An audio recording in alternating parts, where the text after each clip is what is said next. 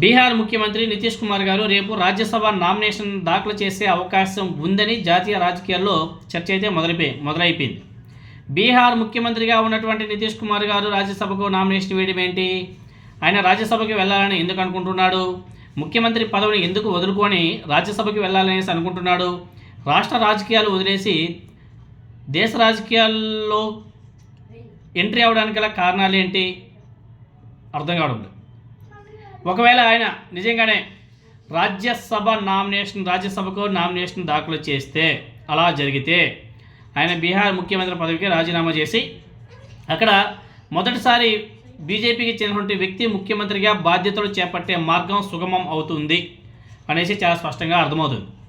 So మార్చి 1వ తేదీన 75 ఏళ్ళు పూర్తి చేసుకుంటుంటే నితీష్ కుమార్ గారిని ఇప్పుడు కేంద్ర రాజకీయాల్లోకి తీసుకువెళ్లాలని చెప్పేసి బీజేపీ అధినాయకత్వం భావిస్తున్నట్టుగా తెలుస్తుంది. ఇప్పటి వరకు పాట్నా రాజకీయాలను వదిలి వెళ్ళడానికి ఆయన పెద్దగా ఆసక్తి చూపకపోయినా పరిస్థితులు వేగంగా మారిపోతున్నాయి. రాజకీయ పరిస్థితులు త్వరలోనే దీని మీద తుది నిర్ణయం వెలువడే అవకాశం కూడా ఉంది.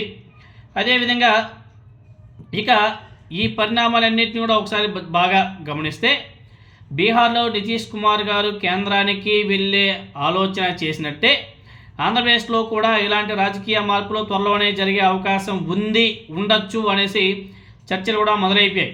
అంటే నారా చంద్రబాబు నాయుడు గారు, ఆంధ్రప్రదేశ్ ముఖ్యమంత్రి నారా చంద్రబాబు నాయుడు గారు తన కుమారుడు నారా లోకేష్ గారిని త్వరలోనే ముఖ్యమంత్రిగా చేసి తాను కేంద్ర రాజకీయాల్లోకి వెళ్ళి డిప్యూటీ ప్రధానమంత్రి స్థాయిలో పాత్ర పోషించాలనే ఆలోచనలో ఉన్నారని చెప్పేసి రాజకీయ వర్గాల్లో అయితే ఊహాగానాలు అయితే గట్టిగానే వినబడుతున్నాయి.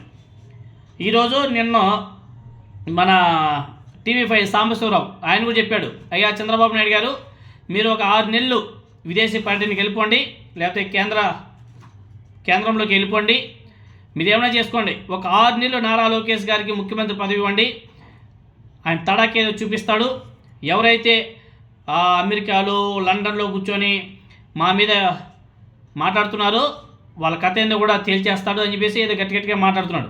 సో నారా లోకేష్ గారు ముఖ్యమంత్రి అయిపోతాడు, నారా చంద్రబాబు నాయుడు గారు డిప్యూటీ ప్రైమ్ మినిస్టర్ అయిపోతాడు.